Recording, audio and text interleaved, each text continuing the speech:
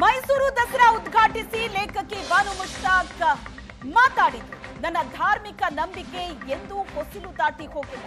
ನಮ್ಮ ಈ ನೆಲದ ಸಂಸ್ಕೃತಿ ಗೌರವಿಸಬೇಕು ಅನ್ನೋ ಅರಿವಿದೆ. ಚಾಮುಂಡಿ ತಾಯಿಯೇ ನನ್ನನ್ನ ಇವತ್ತು ಕರೆಸಿಕೊಂಡಿದ್ದಾಳೆ. ದಸರಾ ವೇದಿಕೆ ಮೇಲೆ ವಿರೋಧಿಗಳಿಗೆ ಬಾನು ಮುಷ್ತಾಕ್ ಕೌಂಟರ್ ಕೊಟ್ಟರು. ಬಾನು ಮುಷ್ತಾಕ್ ಆಹ್ವಾನದ ಬಗ್ಗೆ ಬಹಳ ದೊಡ್ಡ ವಿರೋಧ ವ್ಯಕ್ತವಾಗಿತ್ತು. ಇಷ್ಟು ದೊಡ್ಡ ವಿರೋಧ ವ್ಯಕ್ತವಾದ ನಂತರ ಸಹಜ ಬಾನು ಮುಷ್ತಾಕ್ ಅವರು ಈ ವಿರೋಧದ ಬಗ್ಗೆ ವೇದಿಕೆಯಲ್ಲಿ ಆಡ್ತಾರೆ ಅಂತ ಮಾತಾಡಿದ್ರು ಕೂಡ. ಮೈಸೂರು ಮಹಾರಾಜರಿಗೆ ನಮ್ಮ ಮಾವ ಅಂಗರಕ್ಷಕರು. ಮೈಸೂರು ದಸರಾ ಕೇವಲ ಹಬ್ಬ ಅಲ್ಲ, ನಾಡಿನ ನಾಡಿ ಮಿಡಿತ ಅಂತ ಹೇಳಿದ್ರು. ಪುಷ್ಪಾರ್ಚನೆ, ಮಂಗಳಾರತಿ ಯಾವುದೂ ಕೂಡ ನನಗೆ ಹೊಸದಲ್ಲ. ಇಲ್ಲಿ ತನಕ ಅನೇಕ ಕಾರ್ಯಕ್ರಮಗಳಲ್ಲಿ ಭಾಗಿಯಾಗಿದ್ದೀನಿ, ಪುಷ್ಪಾರ್ಚನೆ ಮಾಡಿದ್ದೀನಿ, ದೀಪ ಬೆಳಗಿಸಿದ್ದೀನಿ, ಇದ್ಯಾವುದು ಹೊಸದಲ್ಲ ಅಂತ ಬಾನು ಮುಷ್ತಾಕ್ ಹೇಳಿದ್ರು. ಚಾಮುಂಡೇಶ್ವರಿ ದೇವಸ್ಥಾನಕ್ಕೆ ನನ್ನನ್ನು ಕರ್ಕೊಂಡು ಬರ್ತೀನಿ ಅಂತ ಹರಕೆ ಹೊತ್ತಿದ್ರು ನನ್ನ ಆಪ್ತ ಗೆಳತಿ. ಯಾಕೆ ನನಗೆ ಹೋಗಲಿಕ್ಕೆ ಸಾಧ್ಯ ಆಗಲಿಲ್ಲ ಕಾರಣಾಂತರಗಳಿಂದ. ಆದರೆ ಈ ಒಂದು ವಿಶಿಷ್ಟ ಸನ್ನಿವೇಶದಲ್ಲಿ ನನ್ನನ್ನು ಕರ್ನಾಟಕದ ಸರ್ಕಾರದ ಮೂಲಕ ಆಹ್ವಾನ ಮಾಡಿ ತಾಯಿ ಚಾಮುಂಡಿ ಕರೆಸ್ಕೊಳ್ತಾ ಇದ್ದಾಳೆ ಅಂತ ಹೇಳಿದೆ.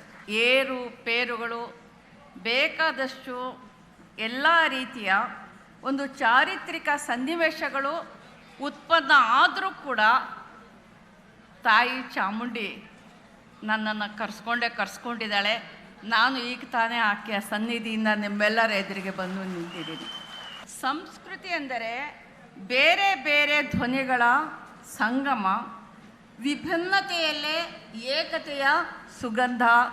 ದಸರಾ ನಮ್ಮ ಸಮಗ್ರ ಸಂಸ್ಕೃತಿಯ ಪ್ರತೀಕ.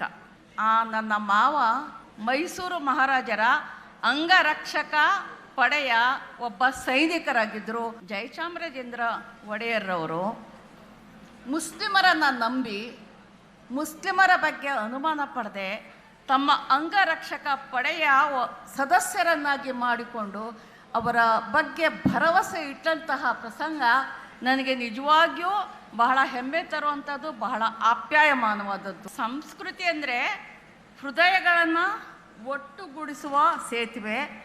ಅದು ದ್ವೇಷವನ್ನು ಬೆಳೆಸುವುದಲ್ಲ, ಪ್ರೀತಿಯನ್ನು ಹರಡುವುದೇ ಅದರ ಗುರಿ. ನನ್ನ ಧಾರ್ಮಿಕ ನಂಬಿಕೆಗಳು, ನನ್ನ ಜೀವನ ಪಾಠಗಳು ಯಾವಾಗಲೂ ಹೊಸ್ತಿಲ ಗಡಿಯಾಚೆ ದಾಟಿಲ್ಲ. ಸುಮಾರು ಕಾರ್ಯಕ್ರಮಗಳನ್ನ ನಡೆಸಿದ್ದೀನಿ, ಆಹ್ವಾನಿತಳಾಗಿದ್ದೀನಿ. ನಾನು 100 ಸಾರಿ ದೀಪಗಳನ್ನು ಬೆಳಗಿದ್ದೀನಿ.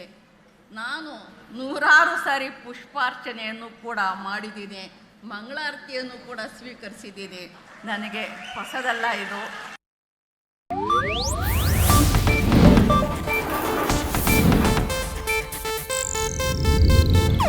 ಇದು ಏಷ್ಯಾನೆಟ್ ನ್ಯೂಸ್ ನೆಟ್ವರ್ಕ್ ಪ್ರಸ್ತುತಿ.